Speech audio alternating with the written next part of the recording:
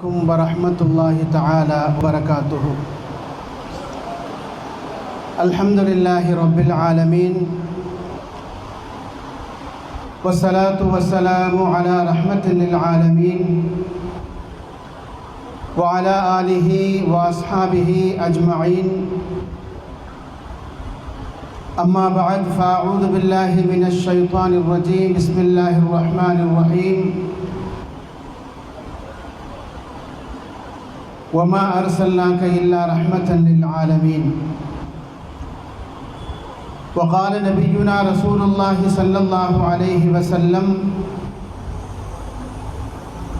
أمتي هذه أمة مرحومة. صدق الله العظيم وصدق رسوله النبي الكريم، ونحن على ذلك من الشاهدين والشاكرين، والحمد لله رب العالمين. அளவற்ற அருளாளனும் நிகரற்ற அன்புடையவனுமாகிய எல்லாம் வல்ல அல்லாஹு ஜல்ல சுப்ஹானஹு வ தஆலா ஒருவனுக்கு எல்லா புகழும் உரித்தாகுக. ஸலாத்தும் சலாமும் நம் உயிரினும் மேலான தலைவர் முஹம்மதுர் ரசூலுல்லாஹ் ஸல்லல்லாஹு அலைஹி வஸல்லம் அவர்கள் மீதும், அந்த அன்னலம் பெருமானார் ஸல்லல்லாஹு அலைஹி வஸல்லம் அவர்களுடைய அடிச்சுவற்றை வழுவாது பின்பற்றி வாழ்ந்த உத்தம சத்திய சஹாபா பெருமக்கள், தாபியீங்கள், தபஉ தாபியீங்கள், வலிமார்கள், நாதாக்கள், நல்லவர்கள், சுஹதாக்கள், குறிப்பாக இந்த மஜ்லிஸில் அமர்ந்திருக்கும் நம் அனைவர் மீதும் அல்லாஹுவின் அன்பும் அருளும் என்றென்றும் குறைவின்றி நிறைவாக பொழியட்டுமாக. நாமெல்லாம் மரணிக்கும் நேரத்தில் அஷ்ஹது அல்லா இலாஹ இல்லல்லாஹ் வ அஷ்ஹது அன்ன முஹம்மதன் அப்துஹு வ ரசூலுஹு என்ற திருக்கலிமாவை உதட்டளவில் அல்ல உள்ளத்தால் மொழிந்து மரணிக்கும் நசீபை அல்லாஹ் நம் அனைவருக்கும் தந்துள் பாலிப்பானாக. நம்முடைய வாழ்க்கையில் தெரிந்தோ தெரியாமலோ ஏற்பட்டுவிட்ட சிறிய பெரிய குற்றங்குறைகளை, பிழைகளை, பாவங்களை கருணைமிக்க ரப்புல் ஆலமீன் மன்னித்து அவனுடைய திரு பொருத்தத்தை பெற்ற சாலிஹான மக்களின் கூட்டத்தில் என்னையும் உங்களையும் சேர்த்தருள் பாலிப்பானாக. எந்த பெருமானார் ஸல்லல்லாஹு அலைஹி வஸல்லம் அவர்களுடைய ஷஃபாஅத்தை பெற வேண்டும் என்ற உயர்ந்த நோக்கத்தில் அவர்களை கனவிலும் நனவிலும் கண்டுகளிக்கும் பாக்கியம் கிடைக்க வேண்டும் என்ற லட்சியத்தில் இப்படி ஒரு நிகழ்வை நாம் கடந்த 14 ஆண்டுகளாக ஏற்பாடு செய்திருக்கிறோமோ, எல்லாம் வல்ல ரப்பு சுப்ஹானஹு தஆலா இந்த மஜ்லிஸை ஒப்புக்கொள்ளப்பட்ட மஜ்லிஸாக ஆக்கி அருள்பாலிப்பானாக. கியாமத்து வரை இந்த ஏற்பாட்டை அல்லாஹ் உரியவர்கள் மூலமாக கொண்டு செல்வானாக. இதற்காக எல்லா வகையிலும் ஒத்துழைப்பு தரக்கூடிய பெருமக்களுக்கு அல்லாஹ் இம்மையிலும் மறுமையிலும் வாழ்வாங்கு வாழும் நற்பாக்கியத்தை தந்தருள் பாலிப்பானாக. நபிகள் நாயகம் ரசூலுல்லாஹி ஸல்லல்லாஹு அலைஹி வஸல்லம்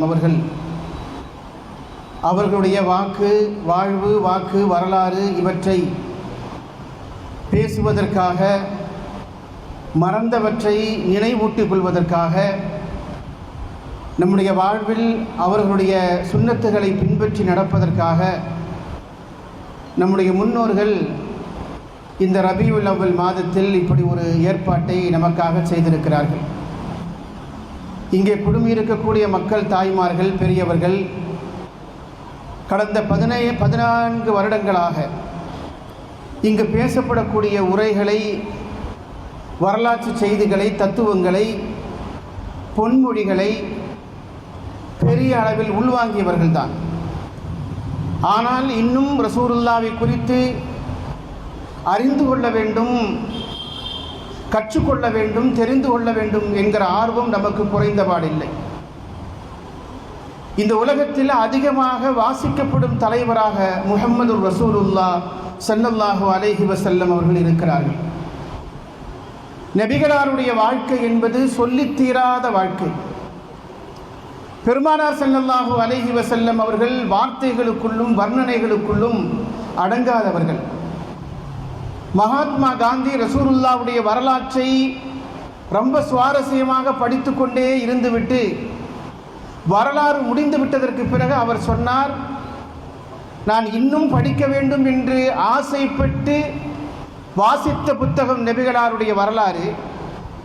அது திடீரென்று முடிந்து போன பொழுது நான் ரொம்பவும் கவலையுற்றேன் என்று அவர் சொன்னார். பெருமானாரை குறித்து புத்தகங்கள் உலகத்திலே வந்து கொண்டே இருக்கின்றன.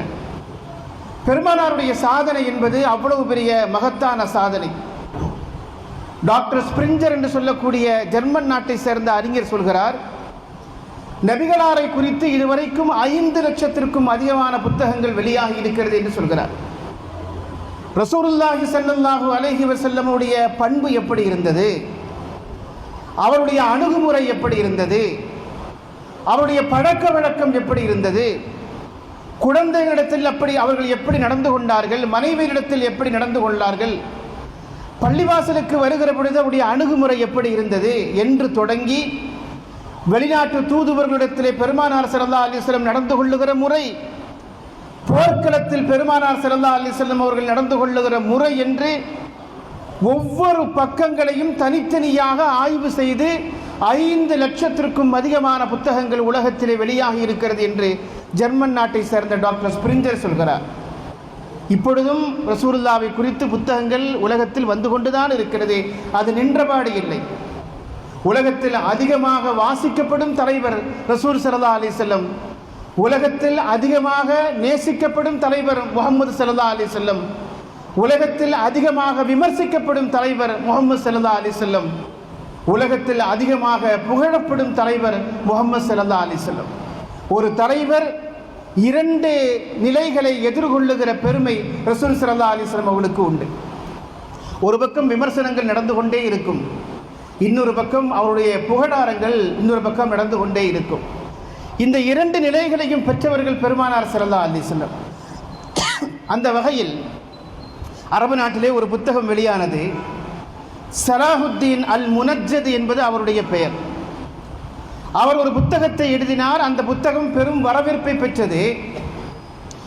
ஆனால் அந்த புத்தகத்தை நிறைவு செய்கிற விஷயத்தில் அவர் தோற்று போனார். அந்த புத்தகத்துடைய தலைப்பு என்ன என்றால், அல் முஅஜமு ஃபீமா உல்லிஃப அன் ரசூலுல்லாஹி ஸல்லல்லாஹு அலைஹி வஸல்லம். பெருமானாருடைய வரலாற்றை பேசுகிற புத்தகம் அல்ல அது. பெருமானார் ஸல்லல்லாஹு அலைஹி வஸல்லம் அவர்களை பற்றி இதுவரைக்கும் எத்தனை புத்தகங்கள் வெளியாகி இருக்கிறதோ அந்த புத்தகங்களுடைய தலைப்புகளை தொகுத்து வெளியிடுவது அவருடைய முக்கியமான நோக்கம். அவர் அதற்கான அறிவிப்பை வெளியிட்டார். வெளியிட்டு பெருமானார் ஸல்லல்லாஹு அலைஹி வஸல்லம் அவர்களை குறித்து அரபு மொழியிலேயும் அரபு மொழிக்கு நெருக்கமாக இருக்கிற பல்வேறு உலக மொழிகளிலேயும் வெளியாக இருக்கக்கூடிய புத்தகங்களுடைய பட்டியலை தொகுத்து கொண்டே இருக்கிறார். ஒரு கட்டத்தில் அவர் நிராசை அடைந்து விட்டார். கிட்டத்தட்ட 10,000த்திற்கும் அதிகமான தலைப்புகளில் அவர் தொகுத்து கொண்டே இருக்கிறார். 424 பக்கங்களை நான் தொகுத்து முடித்திருக்கிறேன். என்னால் இந்த புத்தகத்தை இன்னும் அச்சுக்கு கொடுக்க முடியவில்லை என்று சொன்னார். அது எப்பொழுது முடியும் என்று எனக்கு தெரியவில்லை. தகவல்கள் வந்து கொண்டே இருக்கிறது. அந்த புத்தகத்தை குறித்த விமர்சனங்களை நான் எழுதவில்லை. ஒவ்வொரு பக்கத்திலும் புத்தகத்தின் பெயர், அதை எழுதியவர், அது வெளியிட்ட ஆண்டு, அதனுடைய பதிப்பகம், இந்த 4 செய்திகளை மட்டும்தான் அந்த புத்தகத்தில் இடம்பெற செய்கிறேன். ஆனால் 10,000த்தையும் தாண்டி அந்த புத்தகத்தின் தலைப்புகள் போய்கொண்டே இருக்கிறது.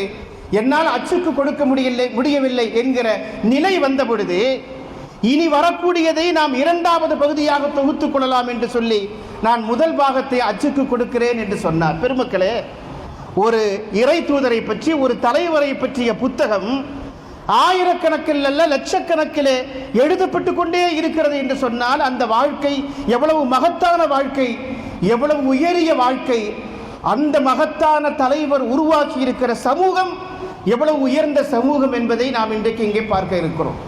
பெருமானார் ஸல்லல்லாஹு அலைஹி வஸல்லம் அவர்களை குறித்து, அவர்களை தொகுக்கிற விஷயத்தில், அவர்களை பேசுகிற விஷயத்தில் எல்லோரும் எல்லா இடத்திலேயும் தோல்விகளை ஒப்புக்கொள்ளத்தான் செய்திருக்கிறார்கள். பெருமானார் ஸல்லல்லாஹு அலைஹி வஸல்லமுடைய தாக்கம் அவர்களை விமர்சனம் செய்தவர்களையும் அவர்களுடைய எதிரிகளையும் கூட ரசூலுல்லாஹ் பணிய வைத்திருக்கிறார்கள். அவர்கள் மறைந்து 15 நூற்றாண்டுகளுக்கு பின்னாலும் கூட அவர்களை குறித்த விமர்சனங்கள் நின்றவாடு இல்லை. அவர்களை குறித்து கார்ட்டூன்கள் வரையப்படுகிறது. அவர்களை குறித்து கேலி சித்திரங்கள், கட்டுரைகள், மோசமான கட்டுரைகள் விமர்சிக்கப்படுகிறது. அவர்களை குறித்து திரைப்படங்கள் எடுக்கப்படுகிறது. ஆனாலும் கூட திரைப்படம் எடுத்தவன் எடுக்கிற பொழுது சந்தோஷமாக இருக்க முடியும், அவன் எடுத்து முடித்ததற்கு பிறகு அவனுடைய உள்ளத்தை பிடித்து உலுக்குகிற செய்தியை பெருமானார் ஸல்லல்லாஹு அலைஹி வஸல்லம் செய்கிறார்கள். அதனால்தான் ரசூலுல்லாவை விமர்சித்த ஒரு திரைப்பட கலைஞர், அவர் மேலை நாட்டிலே இருப்பவர், அவர் பெருமானார் ஸல்லல்லாஹு அலைஹி வஸல்லமுடைய தர்பாருக்கே சென்று மன்னிப்பு கேட்ட செய்திகளை நாம் பார்க்கிறோம். தன்னை விமர்சனம் செய்பவர்களை தன்னுடைய தர்பாருக்கே அவன் உலகத்தின் எந்த மூலையிலே இருந்தாலும் கொண்டு வந்து நிறுத்தி மன்னிப்பு கேட்கிற ஆற்றல் நபிகள் நாயகம் ரசூலுல்லாஹி ஸல்லல்லாஹு அலைஹி வஸல்லம் அவர்களுக்கு உண்டு. யாராக இருந்தாலும் ரசூலுல்லாஹ்வுடைய வரலாற்றை படிக்கிற பொழுது அவர்கள் நடுநிலை சிந்தனையோடு நல்ல நோக்கத்தோடு ரசூலுல்லாஹ்வுடைய வரலாற்றை படிக்க ஆரம்பித்து விட்டால் அவருடைய ஒப்பீனியன், ஒரு நல்ல ஒப்பீனியனுக்கு அவர் வந்துவிட முடியும், ஒரு நேர்மையான முடிவுக்கு அவர் வந்துவிட முடியும். நான் உங்களுக்கு ஒரு செய்தியை, தமிழ்நாட்டை சேர்ந்த ஒரு செய்தியை சொல்கிறேன். நமக்கெல்லாம் தெரியும், தந்தை பெரியார் அவர் நபிகளாரை குறித்து என்ன சொல்லி இருக்கிறார் தெரியுமா? மறைந்த சிராஜுல் மில்லத் அப்துல் சமது சாஹிபுடைய தந்தையார் மர்ஹூம் அல்லாமா ஆக்கா அப்துல் ஹமீது பாக்கவி அவர்கள், அவரும் பெரியாரும் ஒரு நெருங்கிய கூட்டாளிகள்.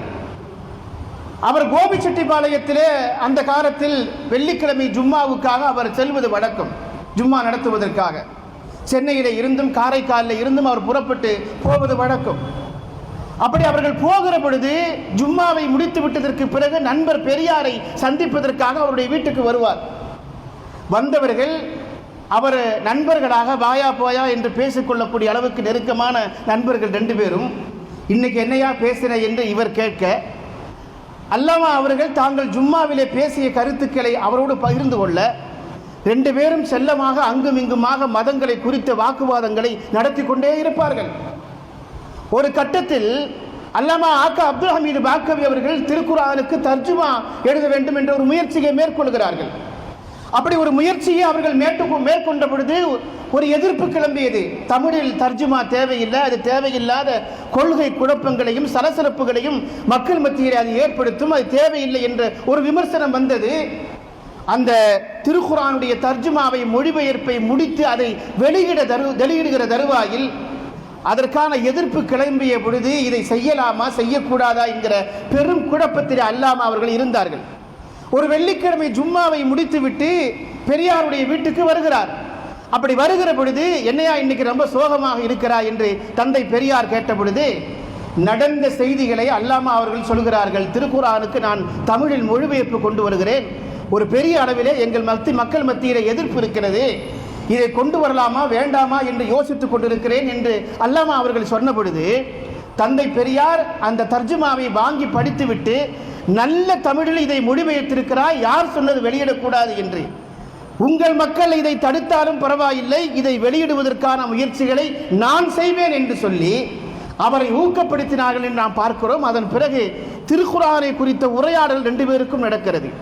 தீண்டாமையை குறித்து தந்தை பெரியாருக்கு சொன்னவர் ஆக்கா அப்துல் ஹமீது பாக்கவி அவர்கள். வட்டியின் கொடுமையை குறித்தும், தமிழர்களை சில பேர் வட்டியை வைத்து சுரண்டுகிற அந்த போராட்டம் தந்தை பெரியார் முன்னெடுப்பதற்கு யார் காரணம் என்று சொன்னால் அல்லாமா ஆக்கா அப்துல் ஹமீது பாக்கவி அவர்கள். திருக்குர்ஆனுடைய தஃப்சீருடைய மகத்துவம் அது. அதன் பிறகு என்ன நிகழ்ந்தது என்றால், திருக்குர்ஆனுடைய கருத்துக்களை கொஞ்சம் கொஞ்சமாக உள்வாங்கிய தந்தை பெரியார் அவருடைய குடியரசு பத்திரிகையில் இதுவரைக்கும் எந்த சமயத்தையும் எந்த சமய தலைவரையும் பாராட்டி ஒரு கட்டுரையோ ஒரு புத்தகமோ ஒரு விமர்சனமோ அவர் முன்வைத்ததில்லை. கடுமையாக விமர்சனம் செய்தான் எல்லா மதங்களை பற்றியும் தந்தை பெரியார் பேசியிருக்கிறார். ஆனால் இயற்கை மதம் என்று ஒரு புத்தகத்தை ஆக்கா அப்துல் ஹமீது பாக்கவி அவர்கள் தொகுத்தார்கள். அந்த புத்தகத்தை பாராட்டி அந்த புத்தகத்திற்கு வாழ்த்துறையை தன்னுடைய குடியரசு பத்திரிகையிலே வெளியிட்ட தந்தை பெரியார் வெளியிட்ட பொழுது அது அன்றைக்கு ஒரு பெரிய சர்ச்சையை ஏற்படுத்தியது. பாருங்கள், இறை மறுப்பு கொள்கையிலே இருப்பவர் கடவுள் இல்லை, கடவுள் இல்லை, கடவுள் இல்லை, இல்லவே இல்லை, கடவுளை கற்பிப்பவன் முட்டாள் என்று பேசிய தந்தை பெரியார் கடைசியிலே அவருடைய மரணிக்கும் தருவாயில் ஒரு வார்த்தை சொன்னார். அந்த வார்த்தையை சொல்வதற்கு என்ன காரணம் என்றால், அது அல்லாமா ஆக்கா அப்துல் ஹமீது பாக்கவி ரஹிமஹுல்லா அவர்களுக்கும் அவர்களுக்கு இடையிலேயும் இருக்கக்கூடிய ஒரு நல்ல பண்பின் வெளிப்பாடாக அந்த வார்த்தை வந்தது. தந்தை பெரியார் கடைசி காலத்தில் ஒரு முடிவுக்கு வந்தார். இன்றைக்கும் அவருடைய சிற்பங்களுக்கு கீழே, சிலைகளுக்கு கீழே கடவுள் இல்லை, கடவுளை கற்பிப்பவன் முட்டாள், நம்புபவன் முட்டாள் என்று எழுதப்பட்டிருந்தாலும் கூட தந்தை பெரியார் கடைசியாக வந்த முடிவு என்ன தெரியுமா? பல கடவுள் இருப்பதற்கு வாய்ப்பு இல்லை, பல கடவுள் இருப்பதற்கு வாய்ப்பு இல்லை. அதை அறிவு ஒத்துக்காது, புத்தியும் ஏத்துக்காது. அது புத்தி ஒத்துக்காது, அறிவும் அதை ஏற்றுக்கொள்ளாது. ஒரு கடவுள் இருப்பதற்கு வாய்ப்பு இருக்கிறது. ஏனென்றால் அதை சொன்னவர் நபிகள் நாயகம். நபிகள் நாயகம் பொய் சொல்ல மாட்டார் என்று சொன்னார். எனக்கு முன்னாலே பேசிய அருமை சகோதரர்கள் ஒரு செய்தியை சொன்னார்கள். உம்மத்தே முஹம்மதியா, முகமது நபியுடைய உம்மத் அவர்கள் பொய் சொல்ல மாட்டார்கள் என்கிற ஒரு செய்தியை சொன்னார்களா இல்லையா? உலகம் முழுக்க இந்த பண்பு யாரிடமிருந்து வந்தது என்றால் ரசூல் ஸல்லல்லாஹு அலைஹி வஸல்லம் புறத்தில் இருந்து அந்த பண்பு வந்திருக்கிறது. அந்த பண்பு வந்திருக்கிறது. அவர்கள் பொய் சொல்ல மாட்டார்கள் என்கிற அந்த தத்துவத்தை இது ஒரு சாதாரண செய்தி அல்ல. தத்துவியலாளர்கள், சிந்தனையாளர்கள், எல்லா மதங்களை குறித்தும் கரைத்து குடித்த பெருமக்கள், ஆய்வாளர்கள் சொல்லுகிற ஒரு பெரிய உண்மை என்ன என்றால், அவர் சொல்கிறார், ஒரு இறைவன் இருப்பதற்கு சாத்தியம் இருக்கிறது. அதை சொன்னவர் முகமது நபி. முகமது நபி ஒருபோதும் தன் வாழ்நாளில் பொய் சொன்னதில்லை என்று சொல்கிறார். இதை நாம் ஈமான் என்று எடுத்துக்கொள்வதா? இது எந்த முடிவு என்று நாம் எடுத்துக்கொள்வது? பெருமக்களே, அறிஞர் பெருமக்கள் ரசூலுல்லாஹ்வுடைய வாழ்வை படிக்கிற பொழுது அவரிடமிருந்து ஒரு நியாயமான ஒரு கருத்து வெளிப்படுவதை நாம் பார்க்க முடியும். நபிகள் நாயகம் ரசூலுல்லாஹி ஸல்லல்லாஹு அலைஹி வஸல்லம் அவர்கள் தாங்கள் எப்படி இருக்க வேண்டும், எப்படி வாழ வேண்டும் என்று நினைத்தார்களோ அப்படிப்பட்ட ஒரு உத்தம சமூகத்தை, உயர்ந்த சமூகத்தை இந்த உலகத்தில் நிகழ்த்தி காட்டினார்கள். அதற்காக பாடுபட்டார்கள், அதற்காக உழைத்தார்கள், அதற்காக கவலைப்பட்டார்கள், அதற்காக அல்லாஹ்விடத்தில் கையேந்தினார்கள், பிரார்த்தனை செய்தார்கள். இந்த உம்மத்தை பற்றிய கவலைதான் நபிகளாருடைய கவலையின் பெரும் கவலையாக இருந்தது என்று நாம் வரலாற்றிலே பார்க்க முடியும். என் கண்கள் மட்டும்தான் உறங்குகிறது, என் கல்வி விழித்துக் கொண்டே இருக்கிறது என்று சொன்னார்களே, அது இந்த உம்மத்திற்காக விழித்தது. இந்த உம்மத்து ஹிதாயத்தை பெற வேண்டும், அது வழிகேட்டில் சென்றுவிடக் கூடாது என்பதற்காக. உலகத்தில் எந்த தலைவராவது சொல்ல முடியுமா, என் கண்கள் விழித்திருக்கிறது, என் கல்பு உங்களுக்காக, என் கண்கள் மூடி இருக்கின்றன உறங்கும் பொழுது, என் கல்பு உங்களுக்காக விழித்திருக்கிறது என்று சொல்வதாக இருந்தால், அது இந்த உம்மத்தின் மீது தாங்கள் உருவாக்க நினைக்கிற அந்த கனவு சமூகம் எவ்வளவு சிறந்த சமூகமாக இருக்க வேண்டும் என்கிற தேட்டத்தின் வெளிப்பாடாகத்தான் ரசூல் ஸல்லல்லாஹு அலைஹி வஸல்லம் இந்த வார்த்தை இருப்பதை நாம் பார்க்க முடியும். பெருமானார் ஸல்லல்லாஹு அலைஹி வஸல்லம் அவர்களும் சரி, அவர்களுக்கு பின்னாலே வந்திருக்கக்கூடிய அவருடைய உம்மத்தவர்களும் சரி, இந்த உலகத்தில் ஒரு பெரும் செல்வாக்கை செலுத்திக் கொண்டே இருக்கிறார்கள். ரசூலுல்லாஹி ஸல்லல்லாஹு அலைஹி வஸல்லம் அவர்கள் ஒரு சிறந்த உம்மத்தை உருவாக்க வேண்டும் என்று எல்லா தலைவர்களும் கனவு கண்டதை போல கனவு கண்டார்கள், அதில் வெற்றியும் பெற்றார்கள். ஆனால் அந்த உம்மத்து நான் வாழும் காலம் வரை இருக்க வேண்டும் என்று எதிர்பார்க்கப்பட்ட உம்மத்தல்ல, தனக்கு பின்னாலும் இந்த உம்மத்து வாழ வேண்டும், இப்படிப்பட்ட ஒரு சிறந்த சமூகமாக அது இருக்க வேண்டும் என்று நபிகள் நாயகம் ரசூலுல்லாஹி ஸல்லல்லாஹு அலைஹி வஸல்லம் சொன்னார்கள். இந்த உலகம் அராஜகத்திற்குள்ளே விடுகிற பொழுது, இந்த உலகத்தில் அநியாயங்களும் அக்கிரமங்களும் தலையெடுக்கிற பொழுது, இந்த உலகத்தில் மதுப்பழக்கமும் ஆபாசமும் இன்ன பிற சமூக அனாச்சாரங்களும் கொடிகொட்டி வாழ்கிற பொழுது, அதை தடுக்கிற சமூகமாக, அவர்களுக்கு நேர்வழியை சொல்லும் சமூகமாக, அவர்களுக்கு உயர்ந்த பண்பாட்டையும் கலாச்சாரத்தையும் கற்றுக் கொடுக்கிற சமூகமாக கியாமத்து வரை என் உம்மத்து இருக்க வேண்டும் என்று விரும்பினார்கள் ரசூலுல்லாஹி ஸல்லல்லாஹு அலைஹி வஸல்லம் அவர்கள். அதனால் தான் அவர்கள் வாழும் காலத்திலேயே தாங்கள் உருவாக்க நினைத்த சமூகத்தின் அந்த காட்சியை பார்த்துவிட்டு சென்றார்கள். அவர்கள் எந்த சமூகத்தை வெற்றி பெற்ற சமூகமாக, உயர்ந்த சமூகமாக பார்க்க வேண்டும் என்று விரும்பினார்களோ, தங்கள் வாழ்க்கையின் கடைசி கட்டத்தில் அதை பார்த்தார்கள். நபிகள் நாயகம் ரசூலுல்லாஹி ஸல்லல்லாஹு அலைஹி வஸல்லம் அவர்கள் இந்த உலகத்தை விட்டு பிரிகிற அந்த கடைசி தருணங்களில் ரசூலுல்லாஹ்விற்கு பின்னாலே நின்று தொழ வேண்டும் என்று ஆசைப்பட்டு மஸ்ஜிதுன் நபவியில் திரண்டிருக்கிற மூமின்கள், சஹாபா பெருமக்களை பெருமானார் ஸல்லல்லாஹு அலைஹி வஸல்லம் அவர்கள் முஸல்லாவுக்கு வர முடியாமல் இமாமத் செய்ய முடியாத அந்த கட்டத்திலும் கூட தங்களுடைய வீட்டின் திரையை திறந்து பார்த்து பெருமைப்பட்டார்கள் இல்லையா? அந்த சமூகம் உலகத்தில் இன்றைக்கும் ஆதிக்கம் செலுத்திக் கொண்டிருக்கிறது. சஹாபாக்களிடத்திலே இருக்கக்கூடிய ஒவ்வொரு பண்பும் பெருமானார் ஸல்லல்லாஹு அலைஹி வஸல்லம் இருந்து பெற்றுக்கொண்ட ஒரு பண்பு. சஹாபாக்கள் இஸ்லாத்திற்கு வருவதற்கு முன்னால் இருந்த வாழ்க்கை நிலை என்பது வேறு. சஹாபா பெருமக்கள் பெருமானார் ஸல்லல்லாஹு அலைஹி வஸல்லம் அவர்களை சந்தித்து அவர்கள் தங்களுடைய உயரத்தின் உச்சத்திற்கு சென்றிருக்கக்கூடிய வரலாறுகளை நாம் பார்க்க முடியும். எந்த வரலாறு இருண்ட யுகத்தில் வாழ்பவர்கள், எந்த வரலாறு நாகரீகம் தெரியாதவர்கள், அநாகரீகமானவர்கள், காட்டுமிராண்டிகள், மனிதர்கள் என்று சொல்வதற்கு தகுதியற்றவர்கள், மனைவிக்கும் பிள்ளைக்கும் மகளுக்கும் தாய்க்கும் வித்தியாசம் தெரியாமல் வாழ்ந்தவர்கள் என்றெல்லாம் வரலாற்று அறிஞர்கள் விமர்சிக்கிறார்களே, அந்த சமூகத்தை பார்த்துத்தான் நபிகள் நாயகம் ரசூலுல்லாஹி ஸல்லல்லாஹு அலைஹி வஸல்லம் சொன்னார்கள், அஸ்ஹாபி கன்னுஜூம், பூமியில் வாழ்வதற்கு நீங்கள் தகுதி இல்லை என்ற என் உம்மத்தை பார்த்து சொல்கிறீர்கள், அவர்கள் வானத்தில் மின்னுகிற நட்சத்திரங்களை போன்றவர்கள் என்று சொன்னார்கள். என்னுடைய சஹாபாக்களில் நேர்வழி பெற்ற சஹாபா ஹலீஃபாக்களை நீங்கள் பின்பற்றுங்கள், நீங்கள் வழி தவற மாட்டீர்கள் என்று தாங்கள் வாழுகிற காலத்திலேயே தாங்கள் உருவாக்க நினைத்த உம்மத்தை குறித்த நற்சான்றிதழை வழங்கி சென்றவர்கள் பெருமானார் ஸல்லல்லாஹு அலைஹி வஸல்லம் அவர்கள்.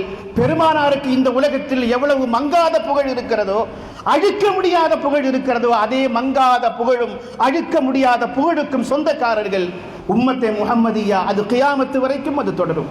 கியாமத்து வரைக்கும் இந்த உம்மத்திற்கு நற்செய்தியை நற்பண்பை சொல்லுகிற இடத்தில் யார் இருப்பார்கள் என்றால் முஸ்லிம் சமூகம் இருக்கும். இஸ்லாத்திடத்தில் முஸ்லிம்களிடத்திலே இந்த உலகத்திற்கு சொல்வதற்கு நிறைய நல்ல செய்திகள் இருக்கின்றன, நல்ல செய்திகள் இருக்கின்றன. அதை பார்த்துத்தான் பெருமக்கள் பலரும் இந்த மார்க்கத்தை தழுவிக்கொண்டு இருக்கிற காட்சிகளை பார்க்கிறோம். கத்தரில் கால்பந்து போட்டி நடைபெற்றது. அப்படி நடைபெற்ற பொழுது கத்தர் அரசாங்கம் ஆங்காங்கே நபிகளாருடைய பொன்முடிகளை நியான் விளக்குகளால், டிஜிட்டல் விளக்குகள் பதிவு செய்திருந்தது. அது ஒரு செய்தி என்னன்னா, நீங்கள் இன்னொரு சகோதரரை பார்த்து நீங்கள் சிரியுங்கள், புன்னகை நீங்கள் செய்யுங்கள், அது நீங்கள் செய்யும் தர்மம் என்று சொன்ன பொழுது மேலை நாட்டில் இருந்து வந்தவர்கள் அந்த வாசகத்தை பார்த்து ஆச்சரியப்பட்டு வியந்து போய் அதை படித்தவர்கள் தங்களுக்கு முன்னாலே இருக்கிற மக்களை பார்த்து ஒரு கணம் சிரித்து விட்டு போனார்கள். ஒரு அதிர்ச்சிகரமான செய்திகளை பார்க்கிற பொழுது நம்முடைய முகபாவனை எப்படி மாறுகிறதோ அதே போல உங்களுடைய சகோதரரை பார்த்து நீங்கள் சிரியுங்கள், புன்னகை நீங்கள் செய்யுங்கள் என்று சொன்ன பொழுது அதை வாசித்த மேலை நாட்டவர்கள் அதை வாசித்து விட்டு சிரித்து விட்டு போனார்கள். இது டொனேட், நீங்கள் செய்யக்கூடிய ஒரு டொனேஷன், இது ஒரு தர்மம், ஒரு தான தர்மத்திற்கு நிகரான காரியம் என்று இந்த உலகத்திற்கு நன்மைகளை சொல்லிக் கொண்டிருக்கக்கூடிய சமூகம் முஹம்மதுர் ரசூலுல்லாஹ் ஸல்லல்லாஹு அலைஹி வஸல்லம் உருவாக்கி இருக்கிற சமூகம். மேலை நாடுகளில் தான் பொதுவாக இந்த கால்பந்து போட்டிகள் நடக்கும், விளையாட்டு போட்டிகள் நடக்கும். அங்கே பல்வேறு கலாச்சார சீரழிவுகள் நடக்கும். கத்தரில் அது நடந்த பொழுது எந்த கலாச்சார சீரழிவுக்கும் அனுமதி வழங்கப்படவில்லை என்பது ஒரு செய்தி. இன்னொரு செய்தி என்னன்னா, பொலிவியாவில் இருந்து ஒரு யூடியூபர் வந்திருந்தார் இந்த காட்சிகளை படம் பிடிப்பதற்காக. அவர் கத்தரை குறித்த எல்லா செய்திகளையும் தன்னுடைய விளாகராக இருந்து எல்லா செய்திகளையும் யூடியூப்ல பதிவு பண்ணி கொண்டே இருந்தார். அவர் சொன்ன ஒரு செய்தி என்னன்னா, எனக்கு 32 வயசாச்சு, நான் கத்தரில் ஒரு ஹோட்டலில் தங்கியிருந்தேன், எனக்காக ஒரு ஹோட்டல் ஏற்பாடு செய்திருந்தார்கள், அந்த ஹோட்டலில் நான் தங்கியிருந்தேன். அப்படி தங்கி இருக்கிற பொழுது நான் கழிவறைக்கு சென்ற பொழுது நான் என்னை ரொம்ப ஆச்சரியப்பட்டு போனேன். என்ன என்று கேட்ட பொழுது, எங்களுடைய நாடுகளில் கழிவறைகளில் நாங்கள் கழிவை வெளியேற்றியதற்கு பிறகு சுத்தம் செய்வதற்கு டிஷ்யூ பேப்பர் தான் வைத்திருப்போம். ஆனால் கத்தரில் நான் பாத்ரூமில் பார்த்த பொழுது தண்ணீருக்கான பைப்பையும் வைத்திருந்தார்கள். எனக்கு ரொம்ப ஆச்சரியமாக இருந்தது. நான் வெளியிலே வந்து அதை குறித்து யூடியூபில் ஒரு பதிவு போட வேண்டும் என்று நண்பர்களிடத்தில் கேட்ட பொழுது, முஸ்லிம்கள் தங்களுடைய கழிவறைக்கு சென்று விட்டதற்கு பிறகு தங்களை தண்ணீரால் சுத்தம் செய்து கொள்வார்கள் என்கிற செய்தி எனக்கு சொன்ன பொழுது ஆச்சரியப்பட்டேன். நான் எனக்கு 32 வயதாகிறது. நான் இதுவரைக்கும் டிஷ்யூ பேப்பர் தான் பயன்படுத்தி இருக்கிறேனே தவிர கத்தருக்கு வந்ததற்கு பிறகுதான் நான் தண்ணீரை பயன்படுத்தேன், உறுப்புகளை கழுவினேன் என்று அவர் சொல்கிறார். பெருமக்களே, நாம் சிறுநீர் கழித்துவிட்டு எந்த முஸ்லிமாக இருந்தாலும் கழுவாமல் அந்த இடத்திலே இருந்து வரமாட்டார். அதே போல தண்ணீர் இல்லாத இடத்தில் எவ்வளவு ஆத்திரம் சிறுநீர் வந்தாலும் அங்கே அவர் செல்லவும் மாட்டார். கழுவதற்கான தண்ணீர் இருந்தால் தான் செல்வார். என்னுடைய மாற்று மத சகோதரர்கள் பலரையும் நான் அறிவேன். நம்மிடமிருந்து கற்றுக்கொண்ட அந்த பண்பை இன்றைக்கும் அவர்கள் கடைபிடிக்கிறார்கள். சாதாரணமான விஷயம் அல்ல. இந்த உலகத்திற்கு சொல்வதற்கு நிறைய நன்மைகளை கைவசம் வைத்திருக்கிற உம்மத்து முஹம்மது ரசூலுல்லாஹி ஸல்லல்லாஹு அலைஹி வஸல்லம் உடைய உம்மத்து. நமக்கு தெரியும், கத்தருடைய அந்த விளையாட்டு போட்டி தொடங்குகிற பொழுது யா அய்யுஹன் நாசு இன்னா ஹலக்னாகும் மின் தக்கரின் வ உன்சா என்று சொல்லக்கூடிய அந்த ஆயத்தை, அந்த வசனத்தை சொல்லி, உலக மக்களே, நீங்கள் ஒரு தாயிலிருந்தும் ஒரு தந்தையிடமிருந்தும் நீங்கள் படைக்கப்பட்டிருக்கிறீர்கள், நீங்கள் குலங்களாக கோத்திரங்களாக பல்வேறு மொழி பேசக்கூடியவர்களாக தேசத்தவர்களாக மாறியிருப்பது நீங்கள் உங்களுக்கிடையிலே ஒருவருக்கொருவர் பரஸ்பரம் அறிமுகம் செய்து கொள்ள வேண்டும் என்பதற்காகத்தான் என்று சொல்லக்கூடிய அந்த வசனத்தை ஓதித்தான் உலகமே வியந்து பார்க்கிற அளவுக்கு அந்த நிகழ்ச்சி தொடங்கியது. இப்பொழுது கடந்த மாதம் பாரிஸிலே ஒலிம்பிக் போட்டி நடைபெற்றது. ஒலிம்பிக் போட்டி நடைபெற்ற பொழுது பாரிஸிலே அந்த தொடக்க நிகழ்ச்சி உலகத்தில் இருக்கக்கூடிய எல்லா அறிஞர்களாலும் எழுத்தாளர்களாலும் கடுமையாக விமர்சனத்திற்கு உள்ளானது. என்ன காரணம் தெரியுமா? அவர்கள் என்ன செய்தார்கள் என்றால், இந்த ஓரின சேர்க்கையாளர்கள் என்று சொல்லக்கூடிய தன்பால் ஈர்ப்பு விரும்பிகள் இருப்பாங்களா இல்லையா, அவங்கள ஃபுல்லாக முன்னாடி கொண்டு வந்து நிறுத்தி இயேசுநாதருடைய ஒரு படம் இருக்கிறது, தி லாஸ்ட் சப்பர் என்று சொல்லக்கூடிய ஒரு படம். இயேசுநாதர் கடைசியாக பங்கெடுத்து கொண்ட ஒரு விருந்து அது. நீங்கள் அந்த பெரிய பெரிய ஹோட்டல்களுக்கு செல்லுகிற பொழுது அந்த ஓவியத்தை நீங்கள் பார்க்க முடியும். லியோனார்டோ டாவின்சி என்று சொல்லக்கூடிய ஒரு ஓவியர் தான் அதை வரைந்தார். மோனலிசா என்று சொல்லக்கூடிய ஒரு ஓவியத்தையும் அவர்தான் வரைந்தார், இதையும் அவர்தான் வரைந்தார். அதிலே நடுவிலே இயேசுநாதர் அமர்ந்திருப்பார், அவரை சுற்றி அவருடைய சீடர்கள் அமர்ந்திருப்பார்கள். அங்கேதான் யூதாஸ் என்பவன் அவரை காட்டிக் கொடுத்தார் என்று சொல்வதற்காக சொல்லப்படக்கூடிய ஒரு அருமையான ஒரு ஓவியம் அது. அந்த ஓவியத்தை கொச்சைப்படுத்தும் விதமாக என்ன செய்தார்கள் என்று சொன்னார், இயேசுநாதரை ஒரு கே என்று சொன்னால் தன்பால் ஈர்ப்புள்ளவராக காட்டி அவரை சுற்றி இருக்கக்கூடிய அனைத்து பேரும் இந்த பண்பாடு உள்ளவர்கள் என்று உலகத்திற்கு ஒரு மோசமான செய்தியை சொன்னது பாரிஸ் நடக்கக்கூடிய ஒலிம்பிக் நிர்வாகம். அவர்கள் எல்லோரும் கேட்டார்கள், ஒரு விளையாட்டு செய்தியை உலகத்திற்கு சொல்லுகிற பொழுது உங்களிடத்தில் சொல்வதற்கு ஒரு நல்ல செய்தி இல்லையா? ஏன் இப்படி இந்த நிகழ்ச்சியை நீங்கள் கொச்சைப்படுத்துகிறீர்கள், ஏன் இப்படி நீங்கள் அசிங்கப்படுத்துகிறீர்கள் என்று கேட்டது கடும் விமர்சனத்திற்கு உள்ளானதை நாம் பார்க்க முடியும். பெருமக்களே, இந்த உலகத்திற்கு கியாமத்து வரை, உலகம் முடிகிற கடைசி நாள் வரைக்கும் நல்ல செய்திகளை சொல்லுகிற உம்மத்தாக இந்த உம்மத்தை முஹம்மதுன் ரசூலுல்லாஹ் ஸல்லல்லாஹு அலைஹி வஸல்லம் மிகச்சிறந்த ஒரு சமூகத்தை உருவாக்கி விட்டு சென்றிருக்கிறார்கள். அவருடைய தாக்கம் இந்த உலகத்தில் இருந்து கொண்டே இருக்கும். ஒரு செய்தி நான் உங்களுக்கு தாய்மார்களுக்காக சொல்கிறேன். கலிபோர்னியாவிலே ஒரு சின்ன பள்ளிக்கூடம், அந்த பள்ளிக்கூடத்தை புதிதாக கல்வியாண்டு முடிந்து புதிதாக திறக்கிற சந்தர்ப்பத்தில் எல்லா புதிய குழந்தைகளும் பள்ளிக்கூட வகுப்பறைக்கு வருகிறார்கள். அப்படி வருகிற பொழுது எல்லா சின்ன சின்ன குழந்தைகள் அவர்கள் முதலாக பெற்றோரை விட்டு பிரிந்து பள்ளிக்கூடத்துக்கு வருவார்கள். அப்படி வருகிற பொழுது சில குழந்தைகள் அழுது கொண்டே வரும், சில குழந்தைகள் அடம்பிடிக்கும், சில குழந்தைகள் நான் வீட்டுக்கு திரும்ப போகிறேன், அம்மாவை பார்க்க வேண்டும், அப்பாவை பார்க்க வேண்டும் என்று கதறி அழுவார்கள். நம்முடைய பள்ளிக்கூடங்களுடைய தொடக்க நாட்களில் நாம் இந்த காட்சியை பார்க்க முடியும். அது மாதிரி அந்த நர்சரி பள்ளிக்கூடத்துடைய தொடக்க நாளில் எல்லா குழந்தைகளும் ரொம்ப பயத்தோடும் அச்சத்தோடும் பதற்றமாகவும் உட்கார்ந்திருக்கிறார்கள். அப்பொழுது அந்த வகுப்பறையினுடைய ஆசிரியை அவர் என்ன செய்தார் என்றால், இந்த குழந்தைகளை சகஜ நிலைக்கு கொண்டு வருவதற்காக, அவருடைய பயத்தை போக்குவதற்காக அவரிடத்தில் பேச்சு கொடுக்கிறார். உங்களுடைய பேர் என்ன, உங்கள் அப்பா அம்மா பேர் என்ன, நீங்கள் எங்கிருந்து வர்றீங்க என்கிற எல்லா தகவல்களையும் கேட்டு விட்டுட்டு அந்த ஆசிரியை அந்த குழந்தைகளை பார்த்து கேட்டார், நீங்கள் எதிர்காலத்தில் யாராக வர வேண்டும் என்று கேட்டார். நீங்கள் எதிர்காலத்தில் யாராக வர வேண்டும், உங்களுடைய ஆம்பிஷன் என்ன, உங்கள் லட்சியம் என்ன என்று கேட்டார். நம்முடைய பள்ளிக்கூடத்தில் நம்முடைய ஆசிரியர்கள் நம்மிடத்தில் இப்படி கேட்பாங்களா இல்லையா, அது மாதிரி அந்த ஆசிரியை அந்த குழந்தைகளை பார்த்து கேட்டார். அப்படி கேட்ட பொழுது அந்த குழந்தைகள், ஒவ்வொரு குழந்தையும் நம்முடைய குழந்தைகளுக்கு நாம் எதை கற்றுக் கொடுக்கிறோமோ அதே போல அந்த தாய்மார்கள் கற்றுக் கொடுத்த அந்த செய்திகளை அவர்கள் சொன்னார்கள். நான் டாக்டராக வேண்டும், நான் இன்ஜினியராக வேண்டும், நான் சயின்டிஸ்ட் ஆக வேண்டும், நான் பைலட் ஆக வேண்டும், நான் இந்த நாட்டினுடைய அதிபராக வேண்டும் என்று ஒவ்வொரு குழந்தையும் பிரசிடென்ட் ஆக வேண்டும், பிரதமராக வேண்டும் என்று ஒவ்வொரு குழந்தையும் அந்த தங்களுடைய ஆம்பிஷனை, தங்கள் லட்சியத்தையே ஆசிரியரிடத்திலே சொல்லிக்கொண்டே இருந்தார்கள். அந்த கூட்டத்தில் ஒரு சின்ன குழந்தை, அது ஒரு சின்ன ஸ்கார்ஃப் ஒன்று போட்டுட்டு அந்த அரங்கத்தில் அந்த வகுப்பறையிலே உட்கார்ந்திருக்கிறது. அந்த குழந்தையிடத்திலே ஆசிரியை கேட்டார், நீ யாராக வர வேண்டும் என்று கேட்டார். நீ யாராக வர வேண்டும் என்று கேட்ட பொழுது அந்த குழந்தை சொன்னது, நான் சஹாபாவாக வர வேண்டும் என்று சொன்னது. நான் சஹாபாவாக வர வேண்டும் என்று சொன்ன பொழுது ஆசிரியை ஆச்சரியமடைந்தார், வியப்புக்கு சென்றார். ஏன்னா டாக்டர் தெரியும், இன்ஜினியர் தெரியும், சயின்டிஸ்ட் தெரியும், பைலட் தெரியும், பிரசிடென்ட் தெரியும், எல்லாமே தெரியும். ஹூ இஸ் சஹாபா, யார் இந்த சஹாபா, இந்த வார்த்தையே எனக்கு புதிதாக இருக்கிறது என்று அந்த ஆசிரியை கேட்ட பொழுது அந்த குழந்தை சொன்னது, ஐ டோன்ட் நோ சஹாபா but I know there are good people. அவர்கள் யார் என்று எனக்கு விரிவாக உங்களுக்கு சொல்ல தெரியாது, ஆனால் அவர்கள் நல்ல மக்கள் என்று அந்த குழந்தை சொன்னது. அவர்கள் நல்ல மக்கள், குட் பீப்புள், அவர்கள் நல்ல தலைமுறை என்று அந்த குழந்தை சொன்ன பொழுது வியப்பின் உச்சிக்கே சென்ற அந்த ஆசிரியை கேட்டார், உனக்கு இந்த செய்தியை யார் சொல்லிக் கொடுத்தது என்று கேட்டார். அப்பொழுது அந்த குழந்தை சொன்னது, என் தாய் தான் எனக்கு இந்த செய்தியை சொல்லிக் கொடுத்தார். எங்களுடைய வீடுகளில் நாங்கள் சஹாபாக்களுடைய சரித்திரங்களை, நபிகளாருடைய பொன்முடியை வாசிக்கும் பழக்கம் இருக்கிறது, எங்களுக்கு என்னுடைய தாய் தான் இந்த செய்தியை கற்றுக் கொடுத்தார் என்று சொன்னார். நாம் நம்முடைய குழந்தைகளுக்கு சொல்லிக் கொடுத்தரக்கூடிய ஒரு நல்ல செய்தி அந்த ஆசிரியருடைய வாழ்க்கையில எவ்வளவு பெரிய மாற்றத்தை கொண்டு வரும் என்று பாருங்கள். அவர் தன்னை அறியாமல் கேட்ட வார்த்தை, ஹூ இஸ் சஹாபா, யார் இந்த சஹாபா என்று கேட்டார் இல்லையா. அந்த சஹாபாக்குடைய வரலாற்றை படிக்க வேண்டும் என்ற ஆர்வம் அவருக்கு ஏற்பட்டது. அந்த கேள்வி அவருடைய உள்ளத்தை குடைந்து கொண்டே இருந்தது.